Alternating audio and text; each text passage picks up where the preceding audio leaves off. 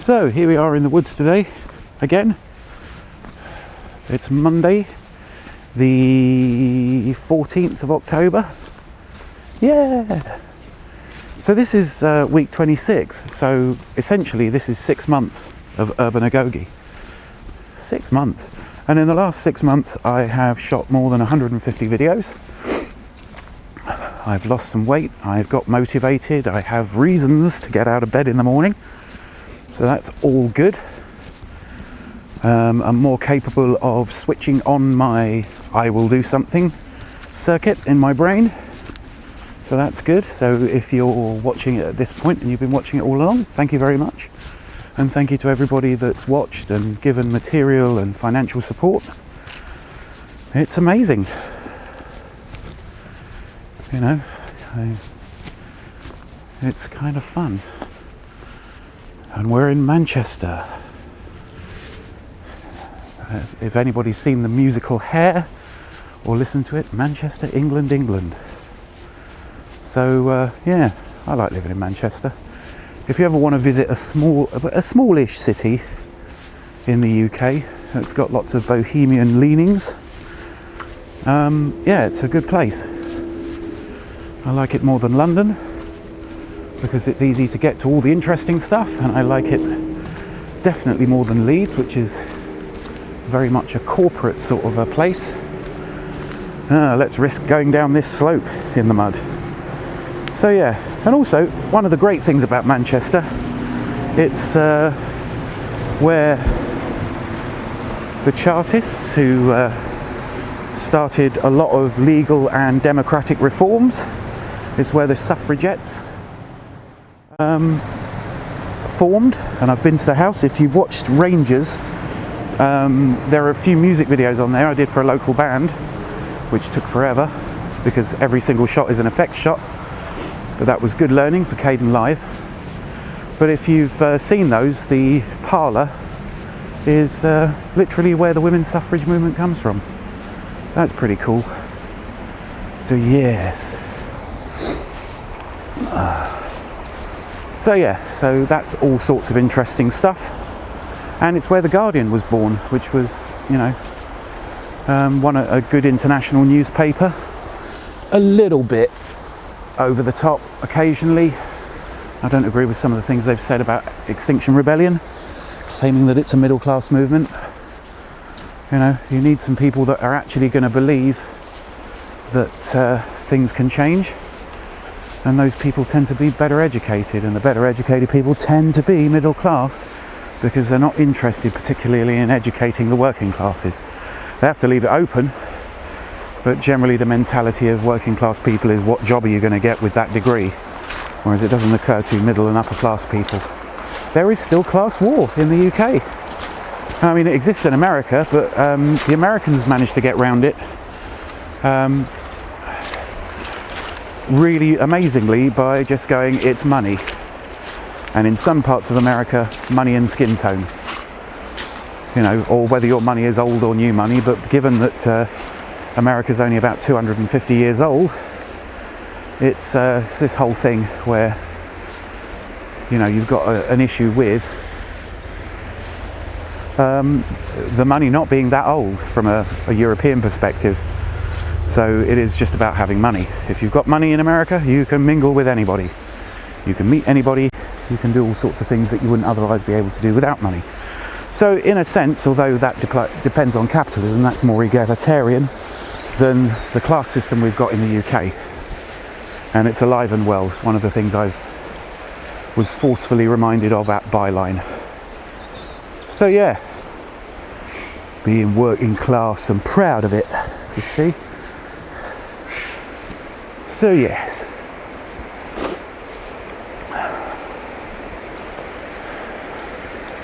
Yeah.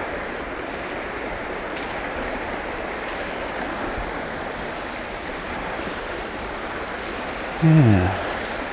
I wonder. So.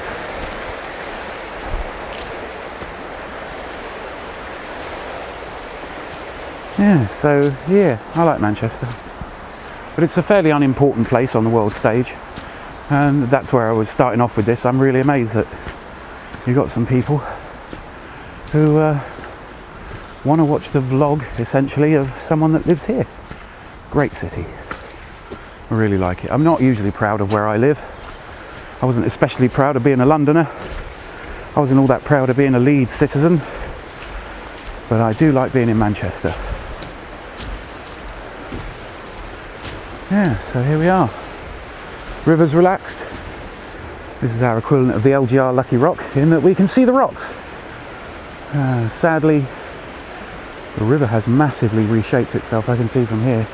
I'm going to have to figure out all kinds of stuff. There we go.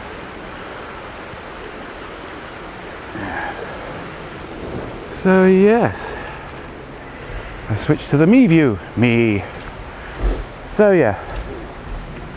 So I decided I wasn't going to film today, initially, when I got up. It wasn't on my mind, but that shows how little I've filmed over the last couple of weeks, and I do apologise for that, especially if you are one of my sponsors. So yes. So I expect to be filming all this week except for Thursday. I've got some stuff I've got to do Thursday morning, and I'm working Thursday evening. And I should be able to put out a video on Friday, and ideally Saturday and Sunday as well. So I'll get a nearly full week. And I want to do some gear reviews. I want to show you my rig that was rather lovely, bought for me. I do appreciate it, because I probably wouldn't have got this rig had it not been for my lovely sponsors. So yeah, it was a real surprise. So yes, what was I going to talk about today? Yeah, I'm increasingly into this whole thing of Extinction Rebellion. I'm loving how they're criticising it. Extinction Rebellion is too white. No, it isn't. Not if you watch the stuff that's on video. Oh, Extinction Rebellion is too middle class. Well, middle class people, and increasingly the elderly, are doing some quite amazing things as a result. You know, I don't suppose they really care what skin tone you are or what your background is if you volunteer. And but yeah, middle class people had the education to put it all together. So yeah, so you can watch the Extinction Rebellion roundups from this week, and it's happening in a lot of capital cities all over the world. And unfortunately I no longer live in London, otherwise I would have seriously thought about taking some time off in order to attend. So yeah, that's fun.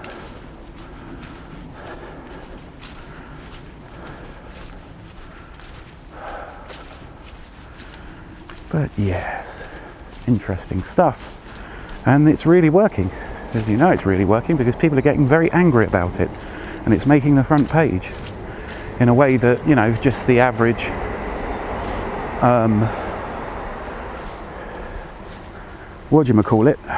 you know, the average protest wasn't raising anything. And it is really funny to watch people saying, you're protesting in the wrong way. This is not the way to protest. And quite rightly, the Extinction Rebellion response always is, we've done the right way to protest and you didn't do shit. You made some empty promises and then went back to business as normal, funding, you know, fossil fuel investment and stuff like that, which is bullshit. You know, there's plenty of stuff. The only place where I diverge from Extinction Rebellion is the idea of nuclear. As in, nuclear power is the energy source of the future. There's no doubt about that. Safe nuclear power is going to be where it's at. You know. And it's like, you know, the travelling wave nuclear reactor that Bill Gates has been inventing. I mean, if you've got Netflix, go ahead and watch Inside the Mind of Bill Gates. A man who has gone massively up, in my opinion, since he stopped being the head of Microsoft. And yeah, the guy's stupid rich. But he's at least trying to do something useful with all the stupid rich in a way that a lot of other millionaires aren't and billionaires aren't. You know, funding research into things. So, including the travelling wave nuclear reactor, which is like, you know, trying to offset the energy crisis. Like, if we could build a whole bunch of them, they use depleted nuclear fuel. And Bill Gates reckoned that just the on-hand stored nuclear waste would keep America, like the whole of America, and that's just the unused nuclear waste in America that they've got stored in vaults and stuff, is enough to power America for 125 years. That's just what they got on hand right now.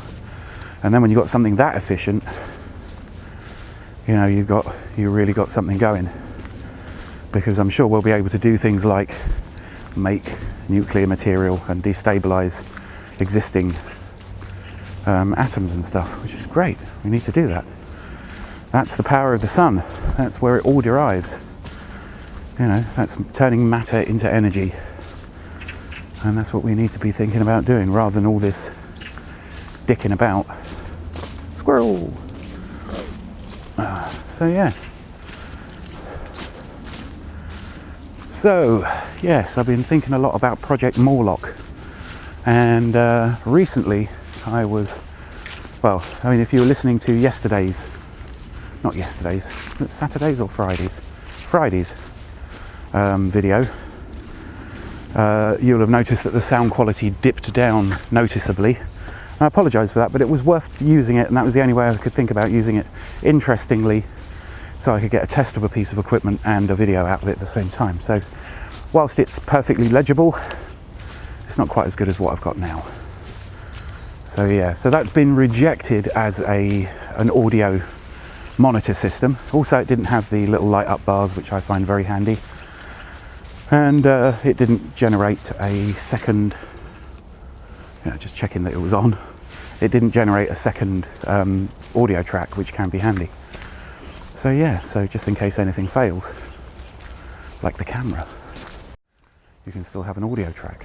Yeah, so that other voice recorder isn't much cop, but what it does do, and this is why I was thinking about Project Morlock, what it is an 8 gigabyte audio and USB key.